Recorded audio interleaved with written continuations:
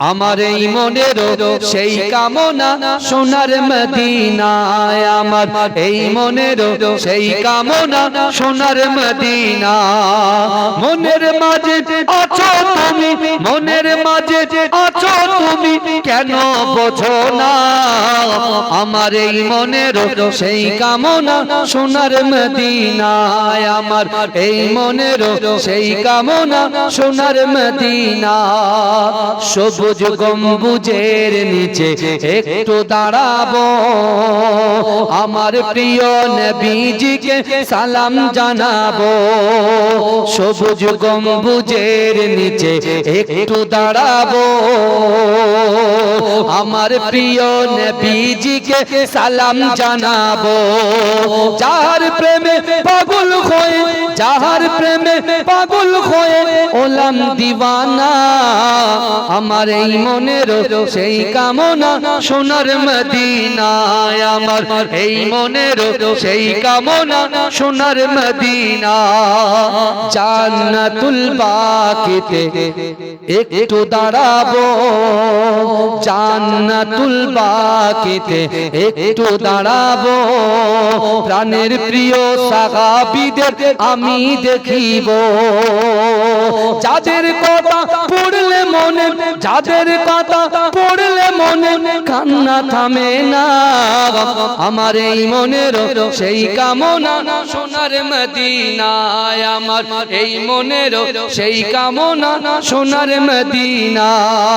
মনের মাঝে আছো তুমি, মনের মাঝে আছো তুমি, কেন বোঝো না? আমার এই মনের সেই কামনা সোনার মদিনা। জন্মভূমিতে মোর মন যে টিকে না, জন্মভূমিতে মোর আর যে টিকে না, পাখি হলে উড়ে যেতাম সোনার মদিনা। জোরে বলুন না, জোরে হবে না সুবহানাল্লাহ। জন্মভূমিতে মন আর যে টিকে না, পাখি হলে উড়ে যেতাম সোনার মদিনা।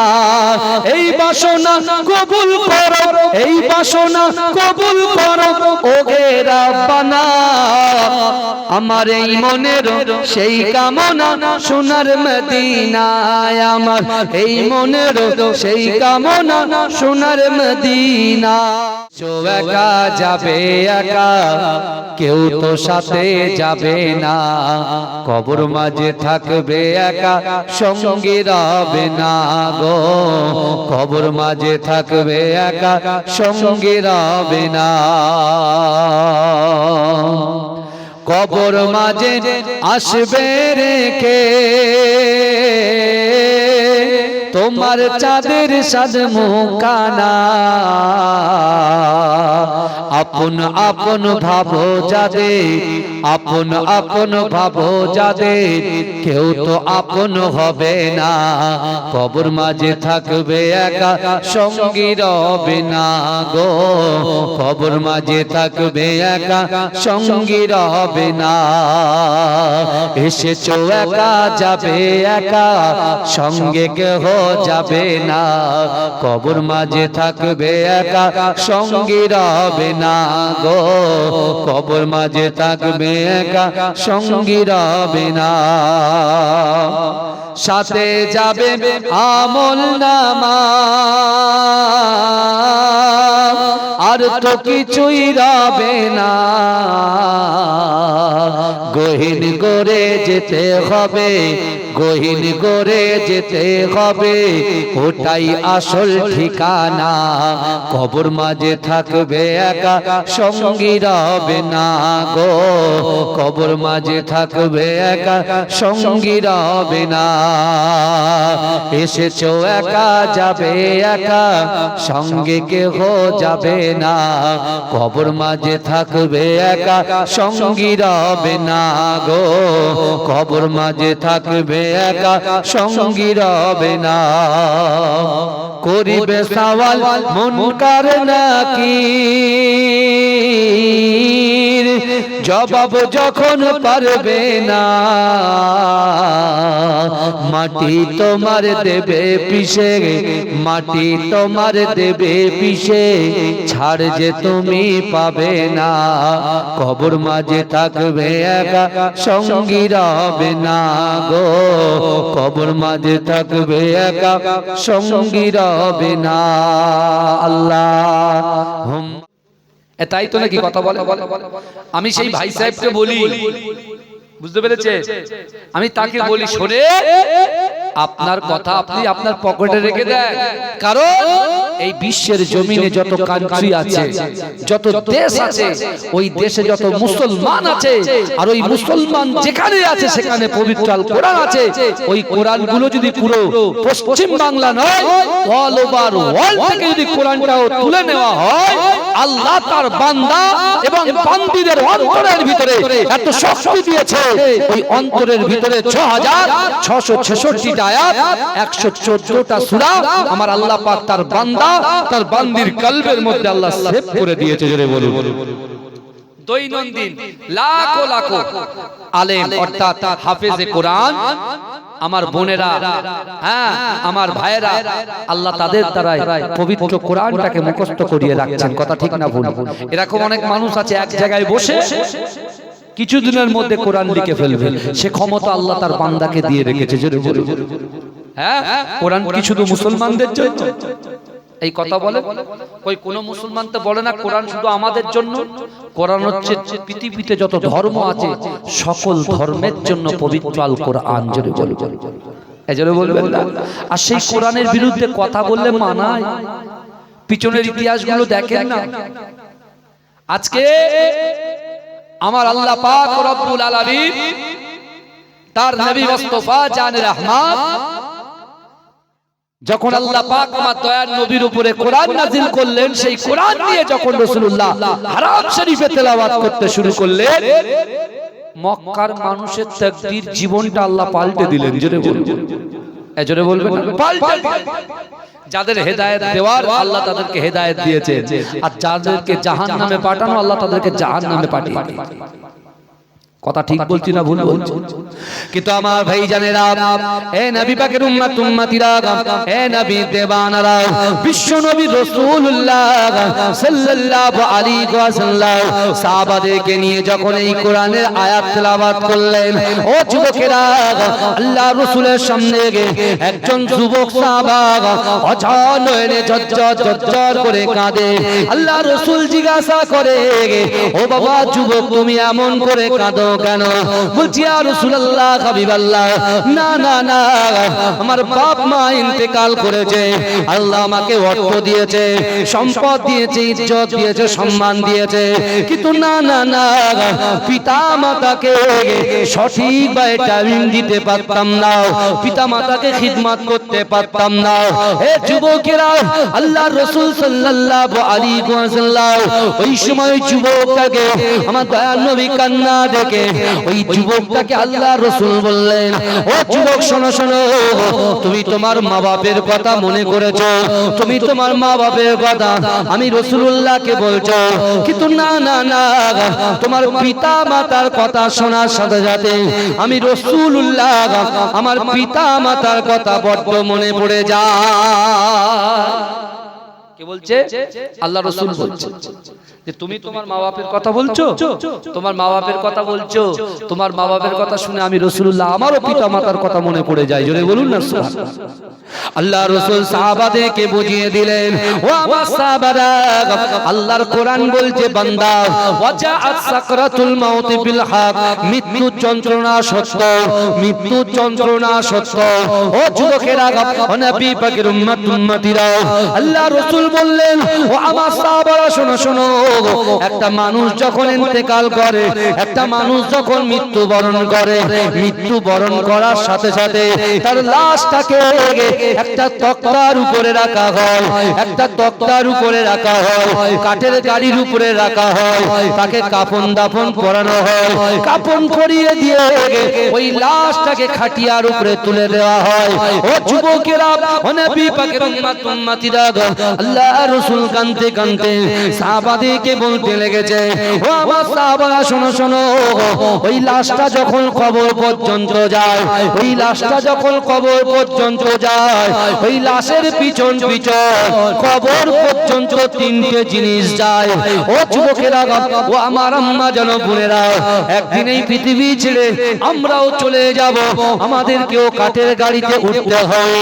কিন্তু না না না, বিশ্বনবী রাসূলুল্লাহ সাল্লাল্লাহু আলাইহি ওয়াসাল্লাম সাহাবাদেরকে বলে দিলেন, ও আমার সাহাবারা শোনো শোনো, তোমাদের লাশটা যখন কবর পর্যন্ত যাবে, ওই কবর পর্যন্ত তিনটে জিনিস যাবে, তিনটে জিনিস। ও যুবকেরা, আল্লাহ রাসূলের একজন সাহাবা দাঁড়িয়ে গিয়ে অঝর নয়নে কাঁদতে কাঁদতে বলে, ইয়া রাসূলুল্লাহ হাবিবাল্লাহ, ইয়া রাসূলুল্লাহ হাবিবাল্লাহ, আপনি বলেন বলেন কবর পর্যন্ত যে তিনটে জিনিস যাবে, সেই তিনটে জিনিস কি কি? আল্লাহ রাসূলের কাছে প্রশ্ন করছে, ইয়া রাসূলুল্লাহ, কবর পর্যন্ত যে তিনটে জিনিস যাবে, সেই তিনটে জিনিস কি কি? আমার ভাইরা, আপনি দেখুন না, আজকে বাপ মা কত কষ্ট করে, কত মেহনত করে আমাদেরকে মানুষ করেছে, আমাদেরকে মানুষ করেছে। রাত দিন 24 ঘন্টা সারাক্ষণ পোখার রৌদ্রের মাঝখান দিয়েও তারা মাঠে গিয়ে চাষ করেছে, শুধুমাত্র তাদের ফ্যামিলিটাকে চালানোর জন্য। এই কথা ঠিক না? ভাই, আমি যে প্রথমে বললাম আল্লাহ আমাদের বড় সম্পদ দিয়েছে ঈমান, আমাদের ঈমানটা কেমন হওয়া উচিত বলেন তো? আল্লাহ যদি কোনো যুবককে 200 টাকা ইনকাম দেয় দৈনন্দিন, 400 টাকা 500 টাকা দেন, কেউ যদি দুতলা বিল্ডিং এ থাকে আর কেউ যদি টালির বাড়িতে থাকে, তাহলে আমাদের অন্তরের ভিতরে মনকে এটাই বলবো যে আল্লাহ, আমার যদি টালির বাড়িতে আপনি খুশি হন, তা আমি আপনি যাতে খুশি আমিও তাতে খুশি, তাতে রাজি। জোরে বলে, আপনি যাতে রাজি আমিও তাতে রাজি। আল্লাহ, আপনি যদি আমার সাইকেলে খুশি হন, তাহলে আপনি যাতে রাজি আমি আপনার বান্দা, আপনার গোলাম তাতে রাজি। জোরে বলুন, আল্লাহ আপনার রিজিকে এমন বরকত দেবে, একটা মানুষের দৈনন্দিন যদি 1 লক্ষ টাকা রোজগার হয়, তাতে যে বরকত না দেবে, আপনার 300 টাকায় তার থেকে 4 গুণ বেশি বরকত দিয়ে আপনার মনটাকে আল্লাহ ঠান্ডা করে রাখবে। জোরে বলে, বাবাজি, অনেক মানুষ আছে কোটি কোটি টাকার মালিক, রাতে ঘুমাতে পারে, তার জন্য সুন্দর রুম দরকার, এসি দরকার, কাল্লনের গদি দরকার, 4টে 5 বালিশ দরকার। আর যার মনে আনন্দ আর আনন্দ, তাকে যদি ওই আপনার বিশেষ করে এই বসিরহাটের ব্রিজের ওই যে রেলিং এ যদি শুইয়ে দেন, ওই একদম 2 মিনিটে নাক ডাকা শুরু করে। শান্তি কার বেশি ভাই? এই কথা বলে। আমরা সারা রাত জেগে জেগে জেগে জেগে জেগে জেগে রাত্রে ঘুম আর আসা, বুঝতে পারছেন? আর ঘুম হবে কি করে? এখন তো ছেলেরা মোবাইলে আসক্ত হয়ে পড়ে, ফোনে আসক্ত হয়ে পড়েছে, সারাদিন কুট্টি প্যারিস সেলাইয়ের কাজ করে করে, হ্যাঁ, রাতের একটু ঘুমাবে, রাতের বেলা ঘুমাবে, মাথার কাছে ফোনটা থাকবে, টুই করে একটা এসএমএস আসবে, ওই যে ফোনটা ধরলো, আর আসসালাতু খায়রুম মিনান নাওম, যে আসবে ফোনটা চার্জে গুজে দিয়ে কম্বলটাকে টুক করে তুলে দেবে, একদম মুকড়ে মুকড়ে শুয়ে থাকবে। এদিকে ফজর কাজা, এদিকে কাজ কাম সব ফেলে রেখে বাপের হোটেলে বসে বসে যারা খাচ্ছে, ওই 12টার সময় আড়ামোড়া খাচ্ছে, মা উল্টো পাল্টা বলে তুলে দিচ্ছে। এই কথা ঠিক না ভুল? কথা বলে। কিন্তু আমার ভাইরা, আল্লাহর রাসূল সাল্লাল্লাহু আলাইহি ওয়াসাল্লাম বলছেন, ফালা তাকুল্লাহুমা উফি ওয়ালা তানহারহুমা ওয়া কুল্লাহুমা কাওলান কারীমা, তোমাদের আচার আচরণে, তোমাদের ব্যবহারে তোমাদের পিতামাতা যেন উফ শব্দ না করে। এই আয়াতের পরিপ্রেক্ষিতে আল্লাহর রাসূল সাহাবাদেরকে গোটা বিষয়টাকে বুঝিয়ে দিচ্ছেন। আজকে সেই মা, আমরা লেট করে উঠি, মা কি গায়ে পানি ঢেলে দেয়? এই কথা বলে, একটু বকে, তাই না? তা মা বকবে না, তাকে বকবে। কোথায় ছিলেন আমরা? কোথায় ছিলাম? আমাদের কোনো অস্তিত্ব ছিল? হ্যাঁ, যখন ছোট ছিলাম, মা যদি আমাদেরকে দুধ পান না করা, গোসল না করা, এই কথা বলে, হ্যাঁ, শরীরের নাপাকিগুলো যদি ধুয়ে না দিত, কি হতো? কোথায় পড়ে থাকতাম? ঠিক আছে, এখন চোখ ছুটে গেছে, তুমি ইঞ্জিনিয়ার হয়েছো, ডক্টর হয়েছো, ব্যারিস্টার হয়েছো, প্রিন্সিপাল হয়েছো, প্রফেসর হয়েছো, সুপারিনটেনডেন্ট হয়েছো, হ্যাঁ, বিশাল পাওয়ার। মার আর ভালো লাগে না, ধমকাই শুধু, হ্যাঁ ওখানে কেন? আল্লাহ বলছে, বান্দা কবরে এসে সব সাইজ করে সব ঠান্ডা হয়ে যাবে কবরের কাছে। এখনো সময় আছে, পরিবর্তন হন। আমার যুবকগুলো যারা দাঁড়িয়ে আছে, আমি বিশ্বাস করে সব থেকে বেশি যদি মহব্বত করি আমার যুবক ভাইদেরকে, আমার এতটাই ভালো লাগে, কারণ এই যুবকরাই পারে সমাজকে পরিবর্তন করতে। কথা ঠিক না? মুরব্বিরা তো চেষ্টা করেছে, তারা বুড়ো হয়ে গেছে, এখন তো আমাদেরকে এগিয়ে আসতে হবে। আমরা তো এগিয়ে আসবো সমাজের জন্য, মানুষের জন্য, দেশের জন্য, দেশের জন্য। কিন্তু আমার ভাইরা একটা জিনিস ভাবে, আমাকে বড় করতে গিয়ে, আমাকে মানুষ করতে গিয়ে, আমাকে আলেম ফাজেল টাইটেল কামেল মুমতাজুল মুহাদ্দিসিন করতে গিয়ে, আপনাকে হাফেজ করতে গিয়ে, আপনার গ্রাজুয়েশন কমপ্লিট করতে গিয়ে আপনার মা বাপকে কত পরিশ্রম করতে হয়েছে। কি কথা ঠিক না ভুল কথা বলে? আর আমি বলছি কি, আমি বলছি হুজুর নামাজটা পড়ে পড়বো কেন না, আমার ছেলেটা হুজুর নিট পরীক্ষা দিচ্ছে, কত লক্ষ লক্ষ টাকা খরচা হুজুর। এখন যদি আমি নামাজের দিকে যাই তাহলে আমার ইনকাম কমে যাবে। ভাই নামাজ কি কারো ছাড়া আছে? কোন পীর সাহেব হুজুর সাহেবকে ছাড়া আছে? কথা বলে কোন নেতা সাহেবের কি ছাড়া আছে? নামাজ সবার জন্য সমান। আর এরকম তো ধার করা জিনিসও তো হবে না, বদলি প্রক্সি হবে না তো, যে ভাই এটা আমার ফজরের নামাজটাই 500 টাকা দিচ্ছি, এটা পড়ে দিস, হবে? এই কথা বলে 5 ওয়াক্ত নামাজের জন্য না ভাই 10,000 টাকা দিচ্ছি, এক মাসের নামাজটা পড়ে দিস, হবে? যার জিনিস তার, তাই তো নাকি? নামাজ তো সবার জন্য ফরজ। 7 বছর বয়স থেকে আল্লাহ রাসূল বলছেন তোমাদের সন্তানদের হাত ধরে মসজিদে নিয়ে যাও। ক বছরে? এই কথা বলে 7 বছর। আর 12 বছরের পর থেকে যদি নামাজ না পড়ে পিটিয়ে পিটিয়ে নামাজ পড়াও, তাহলে 12 থেকে নামাজ পড়ো। 12 থেকে কি করো? নামাজ। কিন্তু আমার ভাইরা আজকে আপনি চিন্তা করুন, মেলায় ভিড় আছে, দোকানে ভিড় আছে, চায়ের দোকানে ভিড় আছে, লটারির দোকানে ভিড় আছে, কিন্তু দেখেন যেখানে কোরআন হাদিসের কথা আলোচনা হচ্ছে ওখানে কিন্তু ভিড় নেই। কারণ কি বলেন তো? এই আমার বিরামনগরের প্রত্যেকটা যুবক নারী পুরুষ সবাই খুব ভালো, খুব ভালো, কিন্তু ওদের ভিতরে যে শয়তান ইবলিস আল্লাহর কাছ থেকে পারমিশন নিয়েছিল, আল্লাহ আপনার বান্দা বান্দির দেহের ভিতরে গিয়ে শিরা উপশরায় গিয়ে এমন ভাবে তাদের নফসে আমরাকে ঘোরাবো, তারা নামাজ ভুলে যাবে, রোজা ভুলে যাবে, যাকাত ভুলে যাবে, ব্যবসা বাণিজ্য হারাম পন্থা ইনকাম করবে, জান্নাতের বাগান থেকে তুলে দেব। কিন্তু এই যুবক ভালো করে বোঝো, বিশ্বাস করে আল্লাহ পাক রব্বুল আলামিন ওই ইবলিস শয়তানকে বলেছিল, ইবলিস শয়তান তুই শোন, আমি আল্লাহ পাক কোরআনে বলে দিলাম, ইয়া আইয়ুহাল্লাযীনা আমানু তুবু ইলাল্লাহি তাওবাতান নাসুহা, যদি আমার বান্দা বান্দীরা তওবার মত তওবা করে, আমি আল্লাহ তাদের জিন্দেগি জীবনের সমস্ত রকম গুনাহগুলোকে সাফ করে দেব। জোরে বলুন না সুবহানাল্লাহ। এই জোরে বলবেন ভাইজান, বলেন তো দেখি, কথাই কথা বাড়ে, একটু অন্যদিকে যাচ্ছি, ভালো করে বোঝেন। ইসলামের সবথেকে প্রথম যুদ্ধ কোন যুদ্ধ হয়েছিল বলেন তো? বদরের যুদ্ধ। এই শুনছেন কিসের যুদ্ধ হয়েছিল? বদরের যুদ্ধ। ইসলাম মানে শান্তি, এই ইসলাম মানে শান্তি, এই শান্তির ধর্মের যুদ্ধ কেন হবে? যুদ্ধ কাদের জন্য? ভাই জান বাঁচানো কি বলেন তো ফরজ। আল্লাহ রাসূল যখন দিন প্রচার করছে, আল্লাহ রাসূলকে মারার জন্য প্ল্যান করছে, আল্লাহ রাসূল কতলের জন্য প্ল্যান করছে, আল্লাহ রাসূলের সাহাবারা রাসূলুল্লাহর ব্যবহার থেকে, আচার আচরণ থেকে আল্লাহ রাসূলের হাতে হাত দিয়ে কলেমা পড়ে মুসলমান হয়েছে। যারা হয়েছে তাদের মধ্যে প্রসিদ্ধ আল্লাহর রাসূলের একজন কালো সাহাবা, আল্লাহর রাসূলের একজন বেটে সাহাবা, আল্লাহর রাসূলের একজন কথা বলতে গেলে যে যার কথা বেঁধে যায়, হযরত বেলাল, তার বাড়ি হচ্ছে ইথিওপিয়ায়, উমাইয়া ইবনে খালফের দাস, উমাইয়া ইবনে খালফের গোলাম। কিন্তু সেই গোলাম তিনি কি করছেন?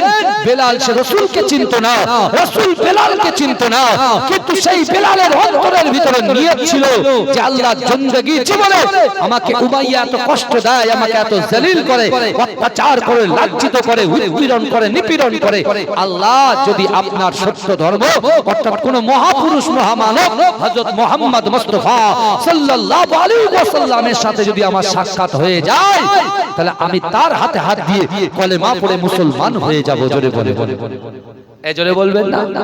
যারা বলছে ইসলাম ধর্ম নাকি জোর করে মানুষকে ধর্মস্থান পরিবর্তন করাই।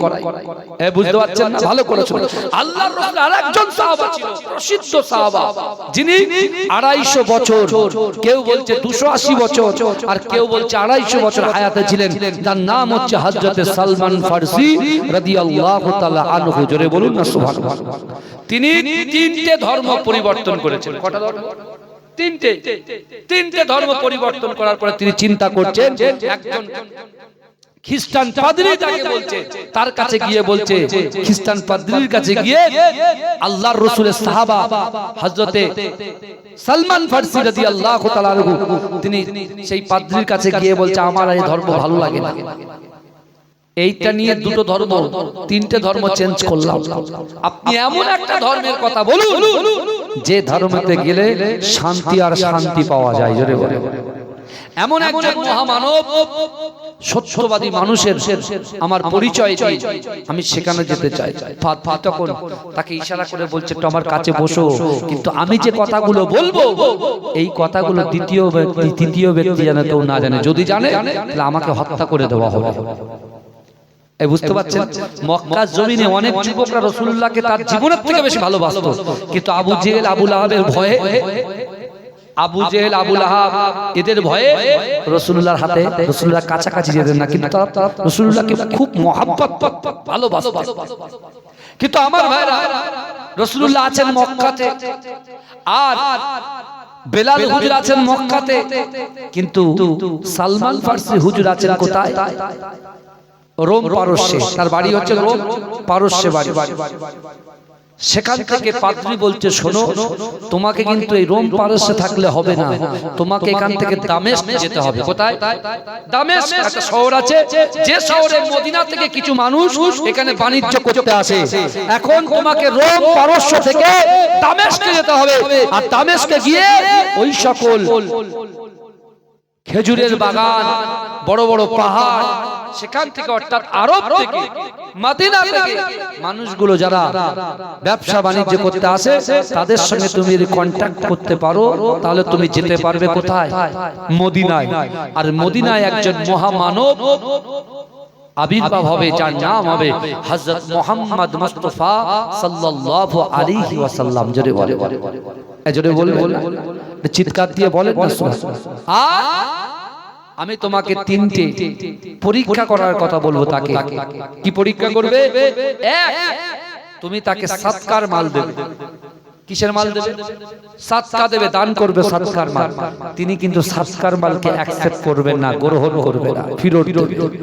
দ্বিতীয় নম্বর, তুমি যদি তাকে হাদিয়া দাও সেটাকে তিনি অ্যাকসেপ্ট করবে, গ্রহণ করবে। জোরে বলুন সুবহানাল্লাহ। আর তৃতীয় নম্বর, তার দুই কাঁধের মাঝখানে মোহরে নবুয়ত, যেখানে লেখা আছে লা ইলাহা ইল্লাল্লাহ মুহাম্মাদুর রাসূলুল্লাহ সাল্লাল্লাহু আলাইহি ওয়াসাল্লাম। জোরে বলুন, জোরে বলা যাবে। তাকবীর দেন না, নারে তাকবীর। আর মহব্বতে দেন না, নারে তাকবীর। ভাইজান এবারে বলে, নিয়ত করছে কে কে? বেলাল হুজুরও মুসলমান নয়, বেলাল হুজুর তখন রাসূলুল্লাহকে চিনতেন না, আর এদিকে সালমান ফারসি হুজুরও রাসূলুল্লাহকে চিনতেন না। কি দুজনের মনে নিয়ত, ইন্নাল আবদা লা ইয়ামালু আমালা আহলিন নার ওয়া আন্নাহু মিন আহলিল জান্নাত ওয়া ইন্নামাল আমালা আহলিল জান্নাত ওয়া আন্নাহু মিন আহলিন নার ইন্নামাল আমালু বিল খাওয়াতিন। এ যুবকেরা বিশ্বাস করে, আল্লাহর রাসূল বলছেন, ইন্নাল আবদা, নিশ্চয়ই কোন আল্লাহর বান্দা, লা ইয়ামালু আমালা আহলিন নার, জাহান্নাম বাসীদের কাজ করে, জাহান্নামে যেতে এক পা বাকি, ওই ব্যক্তির দ্বারাই, ওই নারীর দ্বারাই, ওই পুরুষের দ্বারাই আল্লাহ এমন একটা ভালো কাজ করিয়ে দেয়, তার ঠিকানাটা জান্নাত হয়ে যায়। জোরে বলে। আবার রাসূল বলছেন, ইন্নাল আবদা লা ইয়ামালু আমালা আহলিন নার ওয়া আন্নাহু মিন আহলিল জান্নাত ওয়া ইন্নামাল আমালা আহলিল জান্নাত ওয়া আন্নাহু মিন আহলিন নার। নিশ্চয়ই কোন আল্লাহর বান্দা জান্নাতবাসীদের কাজ করে জান্নাতে যেতে এক পা বাকি ওই ব্যক্তির দ্বারাই ওই নারীর দ্বারাই ওই পুরুষের দ্বারাই আল্লাহ এমন একটা কাজ করিয়ে নেয় তার ঠিকানাটা জাহান্নাম হয়ে যায়। এই আল্লাহ রাসূলের সাহাবারা জিজ্ঞাসা করছে ইয়া রাসূলুল্লাহ এটা তো বুঝলাম না, যার জান্নাতে যাওয়ার কথা সে যাচ্ছে জান্নাতে, আর যার জাহান্নামে যাওয়ার কথা সে যাচ্ছে, যার জাহান্নামে যাওয়ার কথা সে যাচ্ছে জান্নাতে, আর যার জান্নাতে যাওয়ার কথা সে যাচ্ছে জাহান্নামে, এটা কি বুঝলাম না। আল্লাহ রাসূল বলে আমার সাহাবারা শোনো, ইন্নামাল আমালু বিল খাওয়াতিন, প্রত্যেকটা জিনিস নিয়তের উপরে নির্ভরশীল। জোরে বলে জোরে বলবে কিসের উপরে নির্ভরশীল? নিয়ত। এখানে আমরা নিয়ত করে কিসের জন্য বসেছি? আমি প্রথমে বলেছি আমরা নিজেরা বাঁচবো আর কবরওয়ালাদেরকে বাঁচাবো। জোরে বলুন। অনেকে বলছে কবর জিয়ারত বেদাত, দোয়ার মাহফিল বেদাত, বেদাত বেদাত বেদাত বেদাত করে চিল্লে চিল্লে বলছে। কিছু ইউটিউব মুফতি উঠেছে তারা এই সব কথাগুলো বলে এগুলো বেদাত, কিন্তু আপনি বুকে হাত দিয়ে বলেন এটা যদি বেদাত হয় আপনি বলুন তো দেখি আজকে ইন দা বাউন্ডারির ভিতরে আপনারা 2-4 ঘন্টা বসবেন, এখানে কি কোনো গুনাহ হতে পারে? এই কথা বলে। আচ্ছা এখানে বসে সওয়াব হচ্ছে কি হচ্ছে না কথা বলে।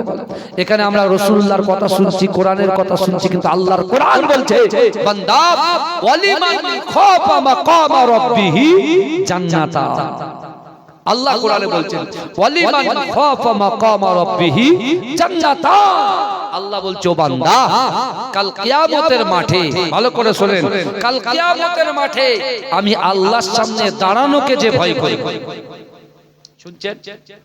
কাল কিয়ামতের মাঠে আমি আল্লাহর সামনে দাঁড়ানোকে যে ভয় করবে আমি আল্লাহ তাকে 2টো জান্নাত পুরস্কার দেব। জোরে বলে কটা জান্নাত পুরস্কার দেবে? আল্লাহ তার ইজ্জত সম্মানকে বাড়ালো না কমালো? কথা বলে এই 2টো জান্নাত দিয়ে বাড়ালো না কমালো? কিন্তু জান্নাত কিভাবে পাবে? আল্লাহ বলছে ভয় করতে হবে, দাঁড়ানোকে ভয় করতে হবে। এদিকে আল্লাহ আরেক জায়গায় বলছেন কোরআনে ইয়া আইয়ুহাল্লাযীনা আমানুত্তাকুল্লাহ, আল্লাহ বলছে হে আমার বিশ্বাসী ইমানদার বান্দারা ওয়াত্তাকুল্লাহ, আমি আল্লাহ আমাকে ভয় করো। দুনিয়ার কোন নেতা, কোন নেত্রী, কোন যুবক, কোন যুবতী কাউকে তুমি ভয় করতে পারবে না। তুমি যদি সত্যিকারের ইমানদার হও তাহলে তুমি ভয় করবে কাকে? চাইবে কার কাছে? মানুষের কাছে চাইবে? কার কাছে চাইবে? আল্লাহর কাছে চাইবে। যেমন যে বেলালের কথা বলতে গিয়ে ভালো করে শুনেন, বেলাল হুজুর আছেন কোথায়? মক্কায়। আর রাসূল আরেকজন সাহাবা যার নাম সালমান ফারসি, তিনি আছেন কোথায়? রোম পারস্যে।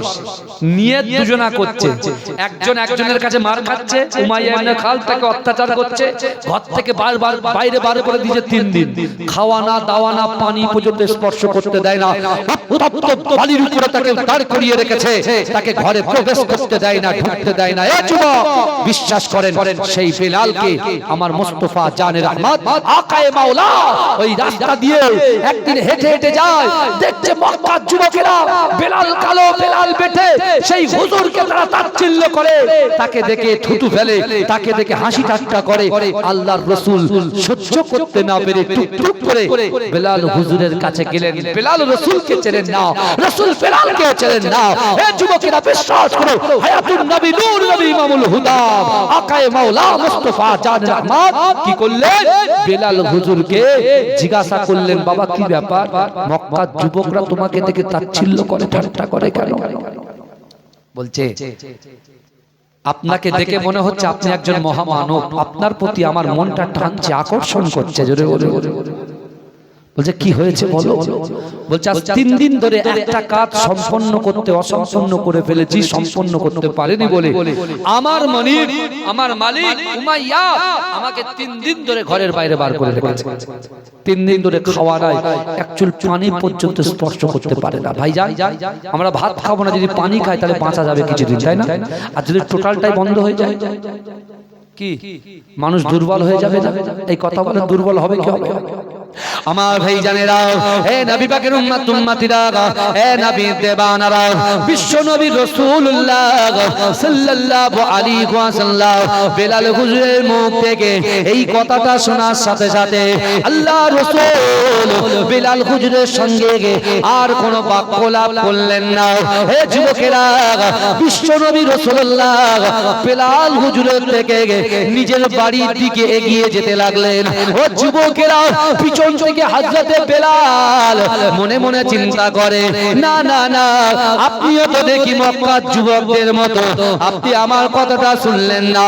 আমি আপনাকে দেখার পরে বুঝতে পারলাম হয়তো আপনি আমাকে সাহায্য করবেন, এই বিপদ থেকে আপনি হয়তো আমাকে সহযোগিতা করবেন, কিন্তু না না না, আপনিও আমাকে ছেড়ে চলে যান। হে যুবকেরা, আল্লাহর রাসূল কোনো বাক্য লাভ করলেন না, আল্লাহর রাসূল কোনো কথা বললেন না।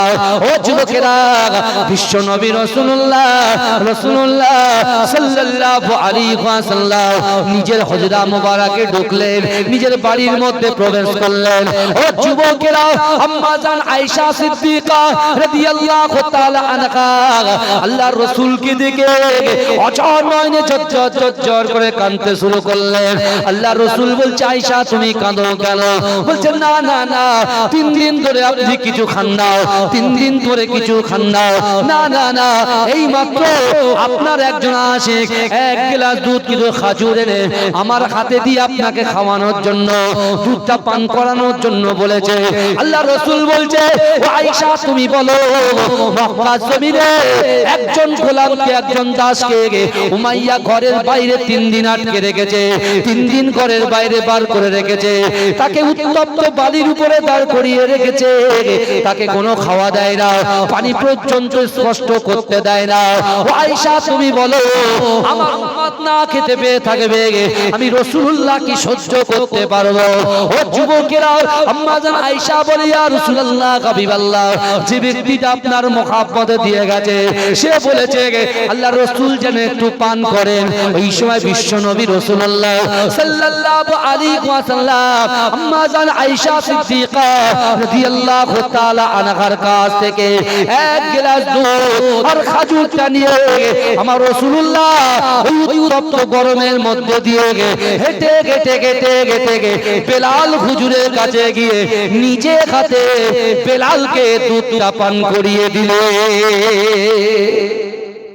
এজন্য বলে নিজে হাতে আমার রাসূলুল্লাহ বেলাল হুজুরকে দুধটা পান করিয়ে দিলেন, খাজুরটা খাইয়ে দিলেন, দিয়ে বলছে, চলো, তোমার মালিক যে তোমাকে অত্যাচার করছে, তোমার যে অবশিষ্ট কাজটা আমি নিজে সম্পূর্ণ করে দেবো। জোরে বলে, জোরে বলেন না। এমনি এমনি লোক মুসলমান হয়নি, কলেমা পড়ে এমনি এমনি হয়নি, এই কথা বলে না।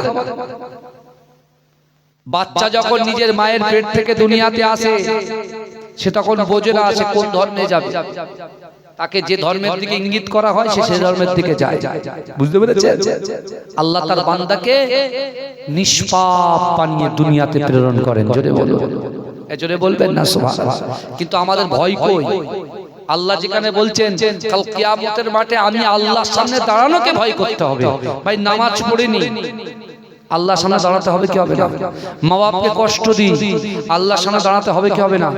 মানুষের মিথ্যা কথা বলি, কাঁচা কাঁচা মিথ্যা কথা, পরচর্চা করি, পরকিয়া করি, পরনিন্দা করি, গালাত গালাত পিকচার দেখি, কত বাজে বাজে কাজকর্ম করি। শরীয়ত যেটাকে নিষেধ করেছেন সেই নিষেধটাকে আমরা অ্যাকসেপ্ট করি, যেটা থেকে আমাদেরকে দূরে থাকতে বলেছে তার কাছাকাছি আমরা ঘুরি।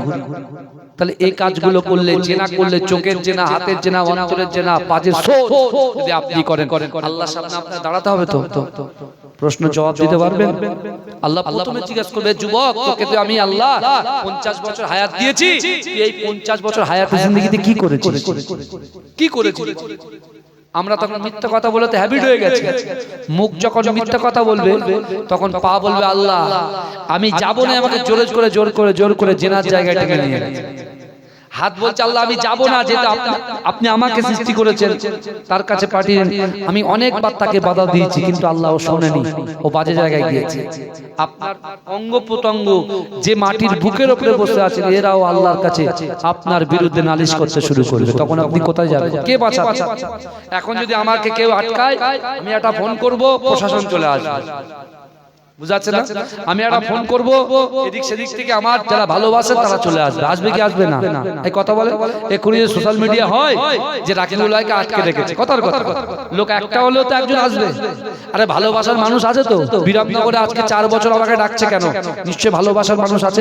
কিন্তু বিশ্বাস করেন, ভালোবাসার দাম তখনই হবে যখনই কথা শুনবেন শরিয়ত ভিত্তিক কথা।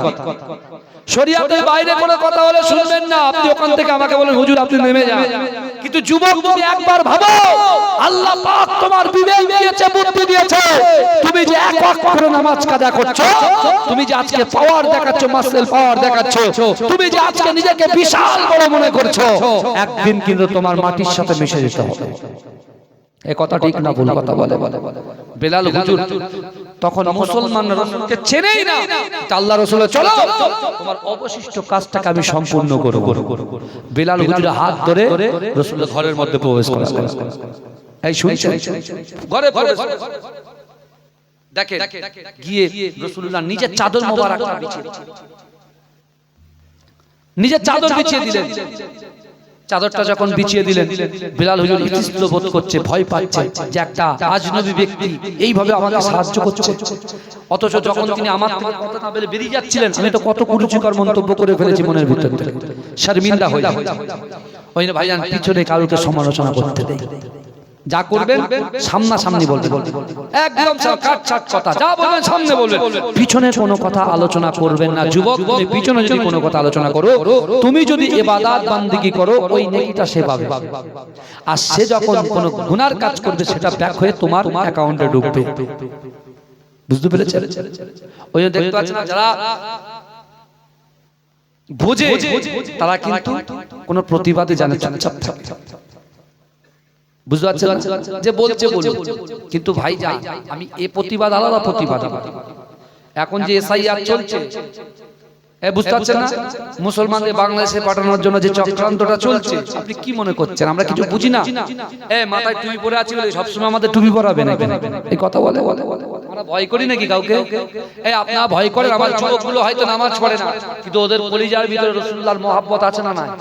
এই কথা বলে আই লাভ মোহাম্মদ নিয়ে যখন হলো, সবার আগে কারা ছিল? প্যান্ট শার্ট জিন্সের প্যান্ট ওয়ালা ছেলেরা আগে ছিল, ছিল কি ছিল না? হ্যাঁ, আমরা তাদেরকে তাচ্ছিল্য করলে পরেও এই যুবক বিশ্বাস করো, আমরা নামাজ পড়ি না, দুনিয়াতে এমন কোনো গুনাহ নেই যে গুনাহ আমাদের দ্বারাই হয় না, তারপরেও আল্লাহ আমাদের জান্নাতের বাগানে বসিয়ে রেখেছে। মানে কি? আল্লাহ এটাই বোঝাতে চাইছে, বান্দা বিশ্বাস করো আমি আল্লাহ তোমাদেরকে মহব্বত করি, বান্দা তুমি যেখানেই থাকো আমি আল্লাহ তোমার সাথে থাকি। ও বান্দা শোনো, আমি আল্লাহ পাক রব্বুল আলামিন তোমাকে জানিয়ে দিলাম ও হুয়া মাকুম আইনা মা কুনতুম, বান্দা তোমরা যেখানে আমি আল্লাহ সেখানে। জোরে বলুন, জোরে বলবেন, জোরে বলবেন। আমার যুবকগুলো আপনার ছেলে ওরা ওইভাবে আছে, তাই এক্ষুনি কিছু হোক না, আমরা যদি একবার বলে চালা আর ঠেকাতে পারবে? এই কথা বলে শুধু একবার হুজুরদের মুখ দিয়ে শুনবে যে ভাই ইসলামের জন্য মার যদি খাই, ইসলামের জন্য খাই, এই জমি জায়গার জন্য মার খেতে চাই না। এখন যদি কারুকে আমরা উস্কানি দিয়ে, আমরা উস্কানি না, ডাইরেক্ট যদি বলি ভাই যুদ্ধ করতে হবে, যুদ্ধ হবে, কারণ পিঠে দেয়াল ঠেকে গেলে তখন তো মানুষ বাঁচবে, জান বাঁচানো ফরজ। এ কথা ঠিক না? আল্লাহ রাসূল সাল্লাল্লাহু আলাইহি ওয়াসাল্লাম, আল্লাহ রাসূল সাল্লাল্লাহু আলাইহি ওয়াসাল্লাম তিনি যখন বদরের যুদ্ধে প্রস্তুতি রাসূলুল্লাহ ছিল না, ভালো করে শুনেন, বদরের যুদ্ধে প্রস্তুতি রাসূলুল্লাহ ছিল না, কারণ রাসূল সবে সবে মক্কা থেকে মদিনায় গিয়েছে, আর রাসূলুল্লাহ তার 13 বছর জিন্দেগিতে মাত্র 313 জনকে দ্বীনের দাওয়াতের জন্য জোগাড় করতে পেরেছে। জোরে বলুন, এই কতজনকে? 313 জনকে। ভালো করে বুঝবেন। আর আমার এই যুবকগুলো ভালোই প্রথমে এসে বলেছি না বলেনি? কথা বলেন, যারা প্রথম থেকে বসেছিলেন বলেছি, কিন্তু এদেরকে ঘুরপাক খাওয়াচ্ছে শয়তান ইবলিস। কেমন ঘুরপাক, এই কাফেরদেরকে ঘুরপাক খাইয়ে দিয়েছে, মক্কার যুবকদেরকে ঘুরপাক খাইয়ে দিয়েছে। কিরাম দেখেন, এখন রাসূল যখন মক্কা থেকে মদিনায় গেলেন, মদিনায় যাওয়ার পরে মক্কায় একজন বিশাল বড় পালোয়ান ছিল, তার নাম হচ্ছে সুরাকা। হাদিসের মধ্যে এসেছে কোন সুরাকা? যে সুরাকা আল্লাহর রাসূল সাল্লাল্লাহু আলাইহি ওয়াসাল্লাম যখন মক্কা থেকে মদিনায় হিজরত করেন, সেই সময় এই সুরাকা কিন্তু ওই পায়ের নকশা দেখে দেখে দেখে দেখে দেখে দেখে ও সেইভাবে টুকটুক করে রাসূলুল্লাহ কোথায় যাচ্ছেন সেই জায়গায় গিয়ে ও যাচ্ছে। আবার রাসূলুল্লাহ বলছে সুরাকা তুমি যাও। সুরাকা বলছে না, আমি আপনাকে ধরবো, কারণ আমাকে যে প্রচুর সম্পদ দেবে বলেছে। কে? আবু জাহেল। আল্লাহ রাসূল বলছে সুরাকা যাও, বলছে না আমি যাব না। আল্লাহ পাক কি করলেন? আল্লাহর হুকুমে তার ঘোড়ার পায়ের, তার ঘোড়ার যে পা মাটির ভিতরে দেবে গেল, পড়ে গেল সুরাকা, আর উঠতে পারছে না। মুহাম্মদ দাঁড়াও দাঁড়াও, আমার ভুল হয়ে গেছে, আমার ক্ষমা করে দাও, আমি আর তোমাদের কিছু করব না। আবার ঠিক করে দিয়েছে আল্লাহ, জোরে বলুন না সুবহানাল্লাহ। আবার আবার মাটি থেকে উঠে গেছে, ঠিক করে আবার ফের শুরু করেছে। ভালো করে বোঝেন, হাদিসের মধ্যে এসেছে সুরাকা সম্পর্কে যা পড়াশোনা করে দেখতে পাওয়া যায়, আগামী দিনে এই মুসলমান হয়েছে, আর এমন ঈমান আল্লাহ তার ভিতরে, তার কলবের ভিতরে সেট করে দিয়েছে, বুঝতে পেরেছেন? সে একদিন বাদশাও হয়ে গেছে। জোরে বলুন। এই সুরাকার বেশটা ধরেছে কে জানেন? শয়তান ইবলিস। রাসূল যখন মদিনায় দ্বীনের দাওয়াত দিচ্ছেন, আল্লাহর রাসূলের একজন 70 বছরের সাহাবা যার নাম ওমর ইবনুল জামু। ওমর ইবনুল জামু, এই ওমর ইবনুল জামু রাসূল যখন মক্কায় ছিলেন, এ ছিল মদিনায়। মদিনায় যখন ছিল, আল্লাহর রাসূল যখন বার্তা দিয়েছিল তোমরা আল্লাহকে ভয় করো, রাসূলকে মহব্বত করো, নামাজের পাটিতে নামাজ আদায় করো, সেই সময় ওই মক্কার কথাটা মদিনায় আল্লাহ পৌঁছে দিয়েছিলেন। আর ওই কথা শুনে ওমর ইবনুল জামু আল্লাহর কাছে দোয়া চেয়েছিলেন, কারণ রাসূলুল্লাহ জবান দিয়ে যে কথা বলে আসমানের উপরে ওই কথাটাকে আল্লাহ কবুল করে নেয়। জোরে বলুন, আল্লাহ কি করে নেয়? কবুল করে নেয়। কারণ রাসূল বলেছে যে আল্লাহকে ভয় করবে, রাসূলকে মহব্বত করবে, নামাজের পাটিতে নামাজ আদায় করবে, তার অসম্ভবকে আল্লাহ সম্ভব করে দেবে। জোরে বলুন। আল্লাহর রাসূল সাল্লাল্লাহু আলাইহি ওয়াসাল্লাম আসার আগে মদিনায় ওমর ইবনুল জামু 4টে জিনিস আল্লাহর কাছে চেয়েছিলেন। কার কাছে চেয়েছিলেন? 4টে। এক, সে বলেছিল আল্লাহ আমার তো বয়স হয়ে যাচ্ছে, বিশ্বনবী মুস্তাফার সঙ্গে আমার দিদার হয়ে যায় মৃত্যুর আগে। জোরে বলে। 1 নম্বর। দ্বিতীয় নম্বর, আল্লাহ যখন ইসলামের জন্য কলেমার ঝান্ডাটাকে উত্তোলন করার জন্য যখন বিশ্বনবী মুস্তাফা কোন যুদ্ধের ময়দানে যাবে, আমি ওমর ইবনুল জামুকে যেন রাসূলুল্লাহ সেখানে আমাকে নিয়ে যায়। জোরে বলে।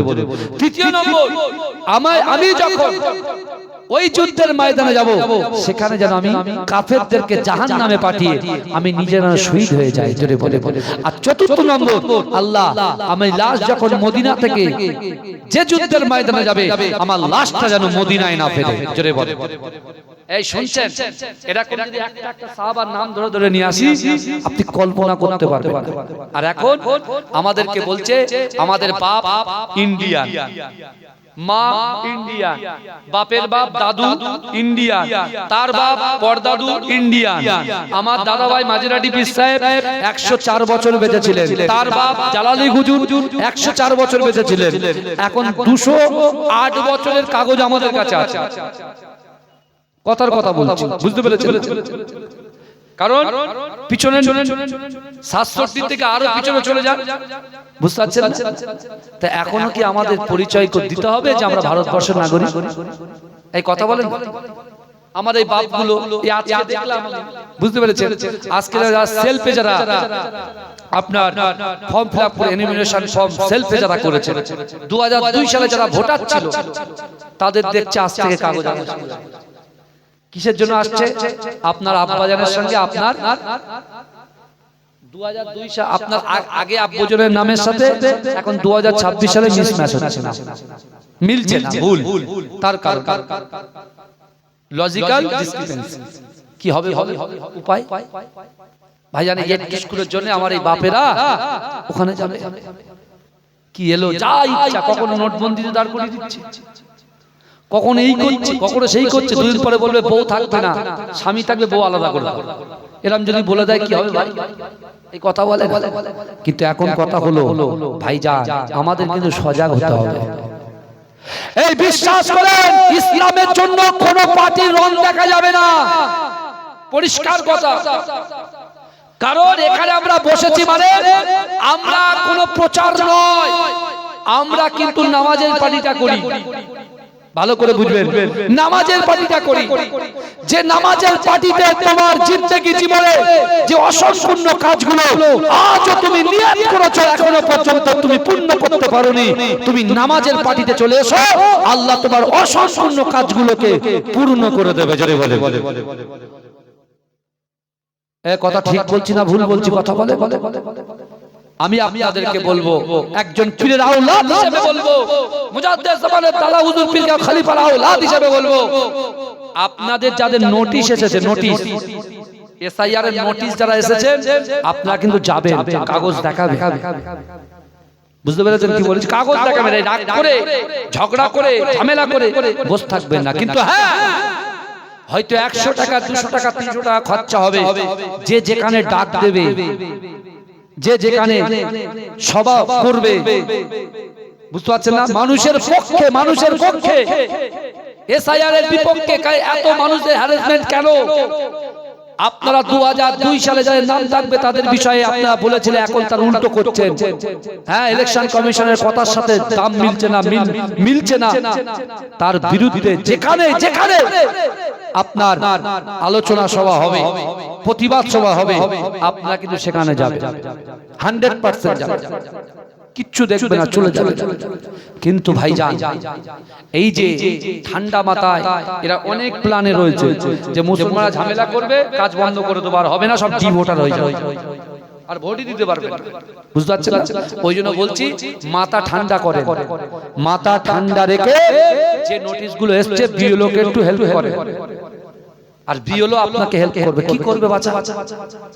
বুঝতে পারছেন? এখন যদি আমাকে কেউ মারে, কথার কথা, আমি তো বিএলও একজন, হ্যাঁ, আমিও তো কাজ করছি, তাহলে এখন যদি কেউ মারে আমি কোনো কিছু করতে পারবো? আমাকে মেরে তোমাদের কিছু ফায়দা হবে? কারোর ফায়দা হবে? আজকে আমি এই জায়গাটা পেয়েছি বলে কথাগুলো বলতে পারছি, কিন্তু অনেক বিএলও তো ভয়ে বলতে পারছে না। বুঝতে পারছেন না? ভয়ে পারছে না, যদি কোনো রিঅ্যাকশন এসে যায়। না, আপনি চুরি করেননি, আপনি তো ফ্রেশ, তাহলে আপনি ভয় পাবেন কেন? ওরা যে কাগজগুলো চাচ্ছে একের পর এক কাগজ চেয়ে যাচ্ছে, আর মুসলমান কাগজ বার করেই যাচ্ছে। দম কতটা আছে দেখা যাবে, কাগজ আমরা দিয়ে যাব, যা ফর্মালিটি আছে প্রত্যেকটাকে আমাদের ফুলফিল আপ করতে হবে, করে সেখানে আমরা যাব। তারপরে যদি অন্য রিঅ্যাকশন আসে, আমি তো বলছি আমরা সকলে, বিশেষ করে প্রত্যেকটা সমাজের আলেম ওলামা বলেন, প্রত্যেকটা সংগঠন বলেন, যখন যে জায়গায় ডাক দেবে আমরা সেখানে প্রস্তুত হয়ে যাব। বোঝা গেল কথা? কিন্তু এখন মাথা গরম করবেন না, এটা একজন বিএলও হিসেবে আপনাদের কাছে একটা মেসেজ দিলাম, আর কিচ্ছু না। কিন্তু আমার ভাই জানেরা, এ নবী পাকের উম্মতিরা, এ নবী দেবানারা, বিশ্ব নবী রাসূলুল্লাহ সাল্লাল্লাহু আলাইহি ওয়াসাল্লামের মুহাব্বতে পাগল হযরত ওমর ইবনুল জামু, একজন খোড়া সাহাবা, আল্লাহ পাকের নামাজের পাটিতে বসে বসে ফরিয়াদ করে, ওগো রব্বুল আলামিন, আল্লাহ পাক, আমি ওমর ইবনুল জামু আল্লাহ রাসূলকে মুহাব্বত করি, আল্লাহ রাসূলকে ভালোবাসি, আল্লাহ রাসূলকে প্যার করি, ওগো রব্বুল আলামিন আল্লাহ, আমি আপনাকে ভয় করি, রাসূলুল্লাহকে মুহাব্বত করি, নামাজের পাটিতে নামাজ আদায় করি, ওগো রব্বুল আলামিন আল্লাহ, আমার যে চারটি আকাঙ্ক্ষা আছে, আমার যে চারটি নিয়ত আছে, এই নিয়তগুলোকে আপনি কবুল করে নেন। এজন্য বলে ভালো করে বোঝে। ওদিকে বেলাল হুজুরের কথা বলছিলাম, আমি ওটা কেটে দিলাম। বেলাল হুজুর কাবা শরীফ তওয়াফ করছিল, আর সেই কাবা শরীফ থেকে আবু জেহেল তাকে বলেছে তুই দূর হয়ে যা, যদি তুই কাবা শরীফ তওয়াফ করিস তাহলে তোকে হত্যা করা হবে। তখন অলরেডি বেলাল হুজুর ঈমান গ্রহণ করেছেন, রাসূলুল্লাহ হাতে হাত দিয়ে কালেমা পড়ে মুসলমান হয়েছেন। জোরে বলুন। বেলাল হুজুরকে নিয়ে রাসূলুল্লাহ যখন মদিনায় চলে আসলেন, মদিনাতে এসে এই যে ওমর ইবনুল জামু যে দোয়া চেয়েছিলেন, আল্লাহ তার প্রথম নিয়তকে কবুল করে নিলেন। কারণ রাসূলুল্লাহর সঙ্গে তার ফেস টু ফেস সাক্ষাৎ করিয়ে দিলেন। জোরে বলে, জোরে বলবেন না, ভালো করে বুঝবেন। ইজ্জত দেওয়ার মালিককে। আপনি যদি আপনার জিন্দেগিতে সফলতা আনতে চান, আমার মায়েরা, বোনেরা, যুবকেরা, আপনার জিন্দেগি জীবনে যদি সফলতা আনতে চান, সফলতার শিখরে পৌঁছাতে চান, আমি আপনাকে বলছি, আপনার সন্তানের থেকে, আপনার স্ত্রীর থেকে, আপনার পুত্র থেকে, আপনার ব্যবসা বাণিজ্য থেকে এবং আপনার জিন্দেগি জীবনের থেকে আল্লাহর রাসূলকে যদি মহব্বত করতে পারেন, আল্লাহ আপনার সফলতার শিখরে পৌঁছে দেবে। জোরে বলে, জোরে বলুন না, হ্যাঁ কথা বলে। আমার রাসূলুল্লাহ জন্মভিটা মক্কা বলে আল্লাহ মক্কাতে এক ওয়াক্তের নামাজকে আল্লাহ 1 লক্ষ রাকাতে সওয়াব দিয়ে দিয়েছে। কত ভালোবাসে মুস্তাফা জানে রাহমাতকে আল্লাহ, এই কথা বলে না। এখন ওমর ইবনুল জামু প্রথম তার নিয়ত কবুল, এখনো কটা বাকি? এই তো আমার ভাইজান ঠিক শুনছে, কটা বাকি? 3টে বাকি। এখন 3টে যে বাকি, এই ওমর ইবনুল জামু তিনি চিন্তা করছেন সব সময় রাসূলুল্লাহর চারপাশে ঘোরাঘুরি করে, রাসূল কখন যুদ্ধে যাবে। আর এদিকে যে সুরাকার বেশ ধরে আছে ইবলিস শয়তান, সেই ইবলিস শয়তান সে মক্কার যুবকদেরকে, মক্কার কাফেরদেরকে উস্কানি দিতে শুরু করেছে। চলো তোমরা তো মক্কা থেকে আব্দুল্লাহর বেটা মুহাম্মদকে তাড়ালে, কিন্তু মদিনায় তো শয় শয় মানুষের হাতে হাত দিয়ে কলেমা পড়ে মুসলমান হয়ে যাচ্ছে। চলো আমরা তো এখানে 1000-এর অধিক, আর ওখানে মাত্র কিছু সংখ্যক। এই মুহূর্তে যদি আমরা তাদের উপরে অ্যাটাক করতে পারি, তাদের সঙ্গে যুদ্ধ করতে পারি, তাহলে তারা নিশ্চিহ্ন হয়ে যাবে, কলেমা বলে আর পৃথিবীতে কিছু থাকবে না। কে বলছে? ইবলিস শয়তান। কার বেশ ধরে বলছে? সুরাকার বেশ ধরে বলছে। আর সুরাকা বিশাল বড় পালোয়ান, হ্যাঁ, তার পিছনে বহু ছেলে পিলে থাকে। এখন বলছে আমাদের পালোয়ান বলছে, মানে চলো সবাইকে টেনে টেনে টেনে টেনে বদর প্রান্ত পর্যন্ত নিয়ে এসেছে। আল্লাহ রাসূলের কাছে গোপন সূত্রে খবর, ইয়া রাসূলুল্লাহ, আবু জেহেলের নেতৃত্বে, তার ছেলে ইকরামার নেতৃত্বে বিশাল বড় একটা জামায়াত বদর প্রান্তরে হাজির হয়েছে। ইয়া রাসূলুল্লাহ, আপনাদেরকে দুনিয়া থেকে মিটিয়ে দেওয়ার পরিকল্পনা। আল্লাহ রাসূল সাল্লাল্লাহু আলাইহি ওয়াসাল্লাম তিনি কি করলেন? তিনি ভালো করে দেখলেন যে আমার ভাগে 313 জন মাত্র। কটা? 313 জন। আল্লাহ রাসূল সাল্লাল্লাহু আলাইহি ওয়াসাল্লাম তিনি বদর প্রান্তরে আসলেন, আর রাসূলুল্লাহ সাহাবাদেরকে জিজ্ঞাসা করছে ওরা কত? বলে হুজুর 1000। আমার রাসূলুল্লাহ কি করেছিলেন জানেন? আমার ভাই জানেরা, এ নবী পাকের উম্মতিরা, এ নবীর দেবানারা, বিশ্ব নবী রাসূলুল্লাহ সাল্লাল্লাহু আলাইহি ওয়াসাল্লাম আমার আল্লাহ পাক রব্বুল আলামিনের দরবারে দুহাত উত্তোলন করে আল্লাহর কাছে রোজারি করে, ওগো রব্বুল আলামিন আল্লাহ পাক মক্কায় 13টা বছর দিন প্রচার করে মাত্র 313 জনকে জোগাড় করেছি আল্লাহ, যারা আপনাকে আল্লাহ বলে স্বীকার করে, যারা আমি রাসূলুল্লাহকে তাদের জীবনের থেকে বেশি মহব্বত করে। ওগো রব্বুল আলামিন আল্লাহ পাক, না না না, আজকে যদি আপনার সাহায্য না পায়, তাহলে এই 1000 মানুষ আমার সাহাবাদেরকে নাস্তানাবুদ করে দেবে। ওগো রব্বুল আলামিন আল্লাহ, আপনার নবী মুহাম্মদ মুস্তাফা আপনার কাছে সাহায্য প্রার্থনা করি। ওগো রব্বুল আলামিন আল্লাহ, আপনি আমাদেরকে সাহায্য করুন। আল্লাহর রাসূল এই দোয়া চাই না চেয়েছে, আমার আল্লাহ পাক সব কিছু সহ্য করতে পারে। আকায়ে মাওলা তাজদারে হারাম মুহাম্মদ মুস্তাফা সাল্লাল্লাহু আলাইহি ওয়াসাল্লামের চোখের পানিকে আমার আল্লাহ সহ্য করতে পারে না। ও যুবকেরা, ও নবী পাকের উম্মতিরা, আমার দয়ার নবী যখন আল্লাহর দরবারে হাত তোলে, আমার আল্লাহ আমার রাসূলুল্লাহর হাতটাকে কখনো ফেরান না। ও যুবকেরা, রাসূল চাই না হাত নামিয়ে দিয়েছে, আমার আল্লাহ পাকের হুকুমে 5000 ফেরেশতা বদর প্রান্তরে নেমে গিয়েছে। জোরে বলে 5313 জনের ঈমানের পাওয়ার ছিল কি ছিল না? আমার রাসূলুল্লাহর প্রতি তাদের মহব্বত ভালোবাসা ছিল কি ছিল না? তারা রাসূলুল্লাহকে তাদের জিন্দেগি জীবনের থেকে ভালোবেসেছিল বলে। আর আল্লাহ হচ্ছে অন্তর্যামী। আজকে বিরমনগর গ্রামে প্রত্যেকটা বাড়িতে বাড়িতে মায়েদের কলিজার ভিতরে রাসূলুল্লাহর মহব্বত কতটা আছে, ভাইদের দিলের ভিতরে অন্তরের ভিতরে রাসূলুল্লাহর মহব্বত কতটা আছে আমার আল্লাহ জানে কি জানে না? এই কথা বলে সেই অনুযায়ী আল্লাহ পাক কিন্তু আপনার ডিমান্ড পূরণ করবে। ডিমান্ড সেই অনুযায়ী, হ্যাঁ, কিন্তু আমার ভাইরা একটু ভালো করে বোঝেন, বিশ্বনবী রাসূল সাল্লাল্লাহু আলাইহি ওয়াসাল্লাম দোয়া করলেন, দোয়ার সাথে সাথে আল্লাহ কত হাজার ফেরেশতা পাঠালেন। জাবালে মালাইকা 2018 সালে হজে গেছি ভাইজান, আলহামদুলিল্লাহ আপনাদের দোয়ায় গিয়েছি। আর ঘুরেছি আপনার আরাফাতের ময়দানে অবস্থান করেছি। সাহাসুফি পীর আবু ইব্রাহিম সিদ্দিকী রাহমাতুল্লাহ আলাইহি তিনি আমাদের সাথে ছিলেন। আমার প্রাণ প্রিয়, এই শুনছেন, আমার প্রাণ প্রিয় ভাইজান পীরজাদা সাওবান সিদ্দিকী ভাইজান হুজুর আর সাহাসুফি পীর আবু ইব্রাহিম সিদ্দিকী রাহমাতুল্লাহ আলাইহি চাচাজান হুজুর পীর কেবলা আমরা একসঙ্গে তায়েফের জমিনে, হুজুর নিজের পার্সোনাল একজন মহব্বতের মানুষ, হুজুরের মুরিদ, তিনি আমাদেরকে নিয়ে গেছিলেন তায়েফের জমিনে। হুজুর সেখানে একদম টপ, পুরো একদম পাহাড়ের উপরে, বুঝতে পেরেছেন, দোয়া করেছিলেন। সেই বদর প্রান্তরে দেখলাম, বদর প্রান্তরে গিয়ে দেখলাম যে প্রচুর সেখানে তো বড় বড় পাহাড়, পাথরের পাহাড়, আর যেখানে জাবালে রহমত পাহাড়, যেটা জাবালে মালাইকা যে পাহাড়টা পুরো ধুলোর পাহাড়। যদি বলো ওই পাহাড়ে কাকে নামিয়েছে আল্লাহ? ফেরেশতাদেরকে নামিয়েছে, তাদের পায়ের ধুলো, তাদের পায়ের ছোঁয়ায় পাহাড়টাকে ধুলো বানিয়ে দিয়েছে। জোরে বলো।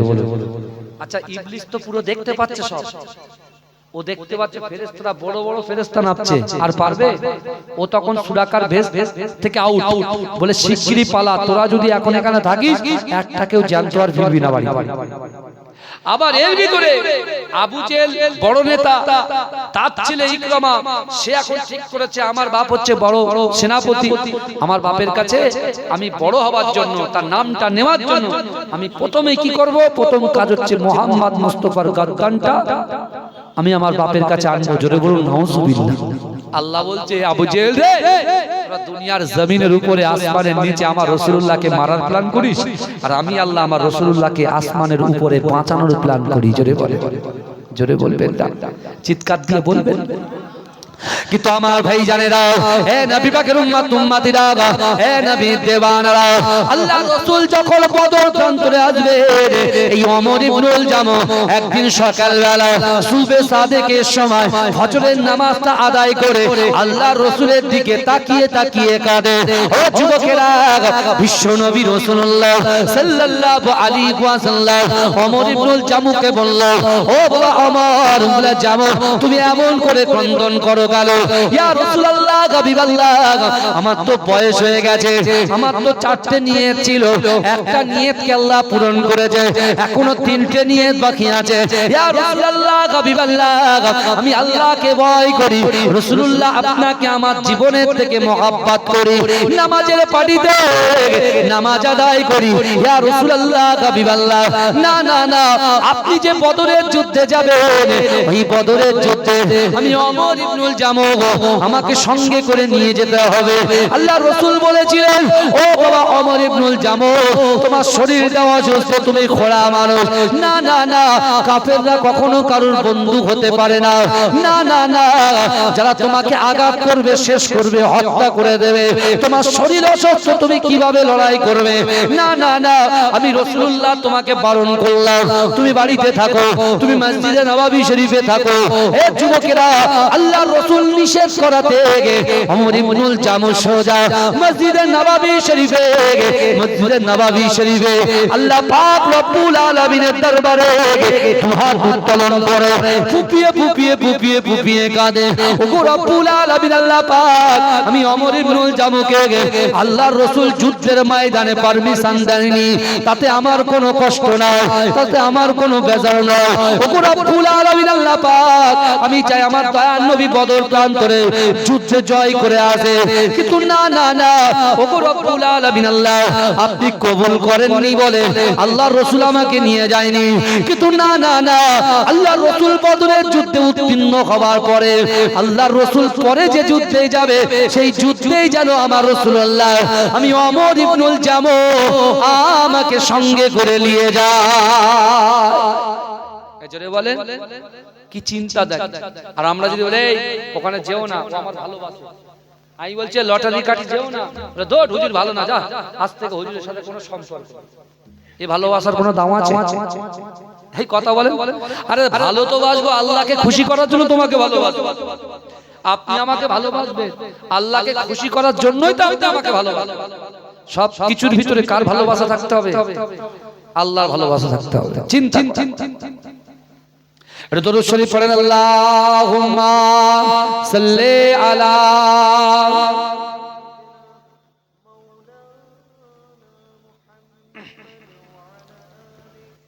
মাইক আওয়াজ কোথায় গেল? মাইকটা একটু স্লো হয়ে যাচ্ছে। তুমি মানলে মানো, তুমি মানলে মানো, না মানলে মন মানে না। আশিকেরি আসল জান্নাত সোনার মদিনা।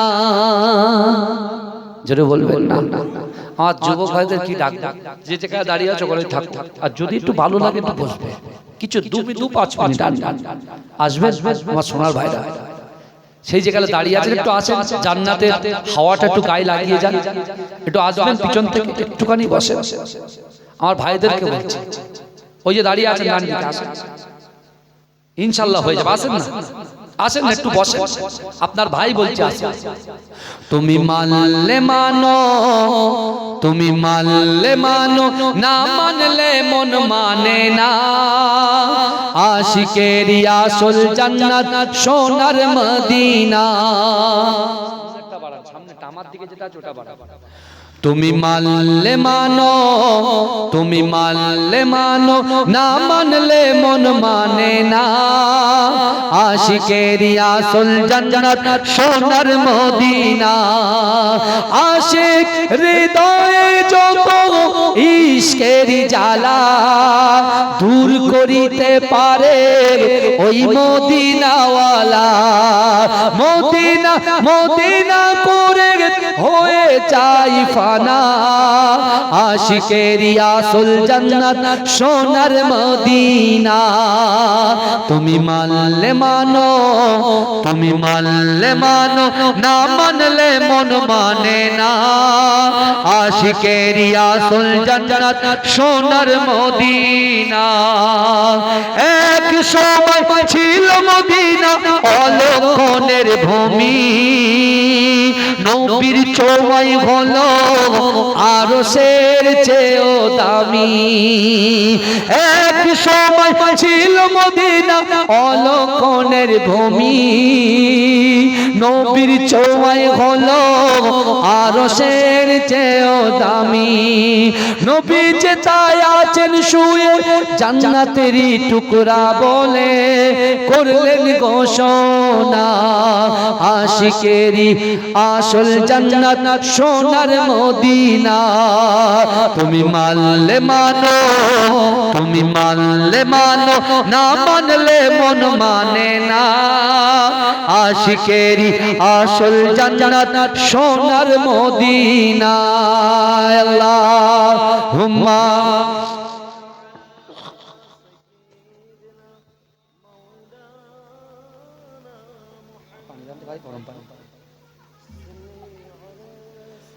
জিকির করো লা ইলাহা ইল্লাল্লাহ। মহব্বতে জোরে জোরে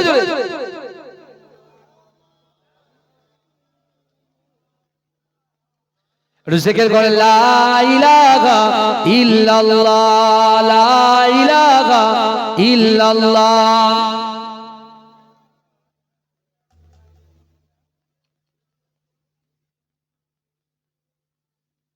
আমার বাবাজিরা ভাই, যে কথা আমি আপনাদেরকে বলছিলাম,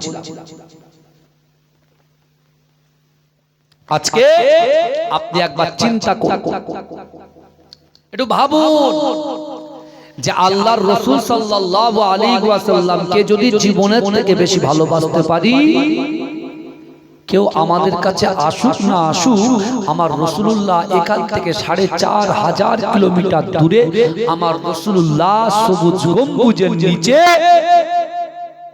আমার রাসূলুল্লাহ সিজদারত অবস্থায় রব্বি হাবলি ইয়া উম্মতি, আমার উম্মতের কি হবে, আমার উম্মতের কি হবে বলে কন্দনরত অবস্থায় আছে। ওই রাসূলকে যদি জীবনের থেকে বেশি মহব্বত করতে পারে, রাসূল তোমার সাথে সাক্ষাৎ করে যাবে। জোরে বলবেন না, এই জোরে হবে না সুবহানাল্লাহ। চিন্তা করে, ভাবনা চিন্তা করে, আসুন না নিজেরা পরিবর্তন হয়ে যায়। বউ গোনা হয়ে গেছে, এবার একটু নামাজের দিকে আসি। হ্যাঁ, ১ মাস পরে রোজা, তাই তো নাকি কথা বলে? ১ মাস পরে পবিত্র মাহে রমজান। রাসূল বলছে শাবানু শাহরি ওয়া রমাদানু শাহরুল্লাহ। শাবান হলো আমি রাসূলুল্লাহর মাস, আর রমজান মাসটা হলো আল্লাহর মাস। জোরে বলে, এই জোরে বললেন না? রজব শেষের দিকে ২৯ তারিখে শেষ, শাবানে পড়বো, তার মানে রাসূলুল্লাহর মাসে পড়বো। একদিকে রাসূলুল্লাহ, একদিকে রাহমাতুল লিল আলামিন, আর তারপরে রব্বুল আলামিনের মাস। জোরে বলে, জোরে বলবেন না? আল্লাহ রাসূল সাল্লাল্লাহু আলাইহি ওয়াসাল্লাম কি করলেন? এই সর্বপ্রথমে যে ইসলামের শত্রুতা করেছে, রাসূলুল্লাহর শানে কুরুচিকর মন্তব্য করেছে, যে রাসূলুল্লাহ সাহাবাদেরকে জন্মভিটা থেকে তাড়িয়েছে, সেই ইকরামার বাপ, যার নাম আবু জাহাল, অর্থাৎ যার ভালো নাম ওমর ইবনুল হিশাম, বদর প্রান্তরে আল্লাহ পাক তাকে জাহান্নামে পাঠিয়ে দিয়েছে। জোরে বলবেন, এই জোরে বলবেন না? বদর প্রান্তরে শেষ, তার ছেলে ইকরামা পালিয়ে গেছে, যেহেতু সুরাকার বেশ ধরে শয়তানও পালিয়েছে, বাপের লাশ টাশ ফেলে রেখে পালিয়েছে, ছেলে পালিয়েছে। মক্কায় গিয়ে আবার একটা বড় জায়গা তারা ঠিক করছে, এবারে এমন ধরা ধরবো মুহাম্মদ সাল্লাল্লাহু আলাইহি ওয়াসাল্লাম তার অনুসারীদের কাছে ছাড়বো না। আল্লাহ রাসূল একদিন হঠাৎ সাহাবা বেলালকে ডেকে বলছে, বেলাল, আমার ওমর ইবনুল জামুকে খবর দাও তো, আমার ওমর ইবনুল জামুকে খবর দাও। বলে, ইয়া রাসূলুল্লাহ, কেন? বলছে, আমার ওমর ইবনুল জামুকে আমি যুদ্ধের ময়দানে ওহদ প্রান্তরে নিয়ে যাব। জোরে বলে, এই জোরে বলবেন না? যেই বলেছে ওমর ইবনুল জামুকে যুদ্ধের ময়দানে নিয়ে যাবে, আল্লাহর রাসূলের সাহাবা বেলাল এক ছুটে ওমর ইবনুল জামুর বাড়িতে। যেই বলেছে, ওমর ইবনুল জামুর 2 জন পুত্র ছিল, যথেষ্ট বড়, তাদের দিকে না তাকিয়ে, স্ত্রীর দিকে না তাকিয়ে, ইসলামের জন্য কলেমার ঝান্ডা উত্তোলনের জন্য তার জীবনের থেকে প্রাণ প্রিয় রাসূলুল্লাহর ভালোবাসায় বাড়ি থেকে এক ছুটে মসজিদে নববীতে হাজির হয়ে গেছে। জোরে বলে, এই জোরে বলা যাবে না, এটা চিৎকার দিয়ে বলবেন না? নারে তাকবীর। আমার সোনার ভাইরা, ভালো করে বলো, আমার ভাই জানেরা, হে নবী পাকের উম্মত উম্মতিরা, হে নবী দিওয়ানারা, বিশ্ব নবী রাসূলুল্লাহ সাল্লাল্লাহু আলাইহি ওয়াসাল্লাম যখন ওমর ইবনুল জামুকে ডাক দিলেন, ও যুবকেরা, আমাদের তো পা দুটো ঠিক আছে, এক জায়গা থেকে আর এক জায়গায় স্থান ঠিকঠাক ভাবে পরিবর্তন করতে পারে, কিন্তু না না না, হাদিসের মধ্যে লেখা আছে ওমর ইবনুল জামু যে ঘোড়া না ছিলেন তিনি কোন লাঠিতে ভর দিতেন না ও যখন লাঠিতে ভর দিতেন না খুঁড়িয়ে খুঁড়িয়ে খুঁড়িয়ে খুঁড়িয়ে মসজিদে নববী শরীফে আল্লাহর রাসূলের মুহাব্বতে গাজির হয়ে গেছে ও যুবকেরা বাপ যখন রাসূলুল্লাহর দরবারে ছুটেছে ছেলে দুটো বাপের পিছন পিছন রাসূলুল্লাহর দরবারে ছুটেছে আল্লাহর রাসূল সাল্লাল্লাহু আলাইহি ওয়াসাল্লাম ওমর ইবনুল জামুকে বলল ও বাবা ওমর ইবনুল জামু চলো চলো চলো চলো আমি রাসূলুল্লাহর সঙ্গে ওহদের যুদ্ধে যেতে হবে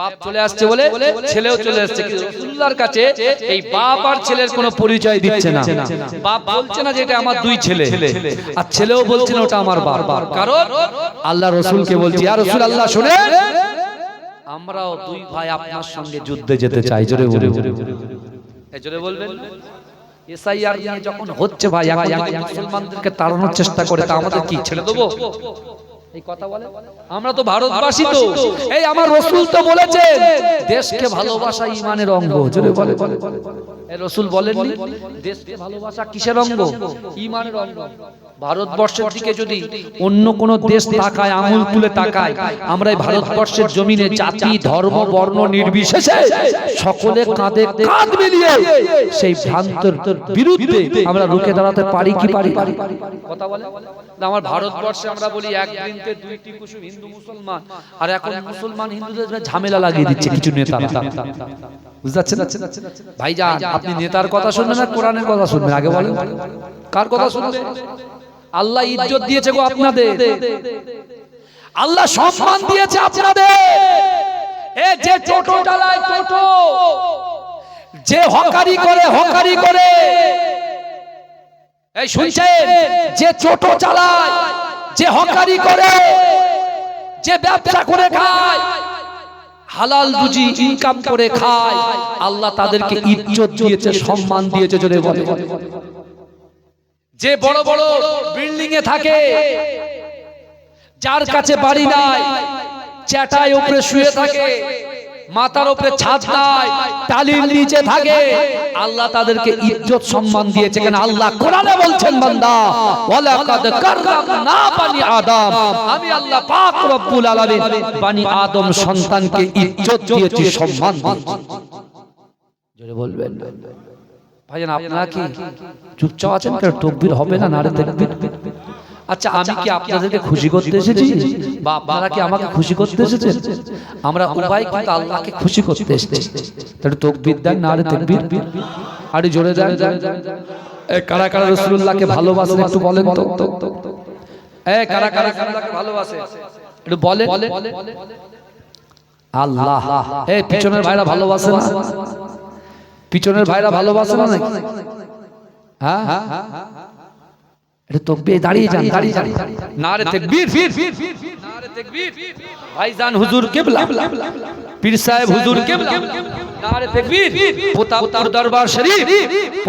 দরবার শরীফ আমাদের প্রাণ প্রিয় ভাইজান হুজুর কিবলা নারে তাকবীর আমার ভাইরা যুব সমাজের আইকন লক্ষ লক্ষ যুবকদের হৃদয়ের স্পন্দন আমার প্রাণ প্রিয় আমাদের সেরেতাজ সাহসুবি পীর রুহুল আমিন ভাইজান হুজুর কিবলা এসেছেন আমাদের এলাকার মেহমান এসেছেন আমার সোনার ভাইরা আপনারা যে যেখানে আছেন সকলে চলে আসেন তাকবীর দিন নারে তাকবীর মাসলাকে মুজাদ্দিদ জামান প্রতাপপুর দরবার শরীফ বলুন জিন্দাবাদ মাজরাইত বিডাঙ্গা দরবার শরীফ বলুন জিন্দাবাদ নারে তাকবীর প্রাণ প্রিয় রুহুল আমিন ভাইজান হুজুর কিবলা নারে তাকবীর আমার সোনার ভাইরা যে যেখানে আছেন দয়া করে মেহেরবানি করে আপনারা পিস অফ প্যারাডাইস জান্নাতের বাগানে চলে আসেন এখনই আলোচনা করবেন আমাদের প্রাণ প্রিয় ভাইজান হুজুর কিবলা দরুদ শরীফ পড়েন আল্লাহুম্মা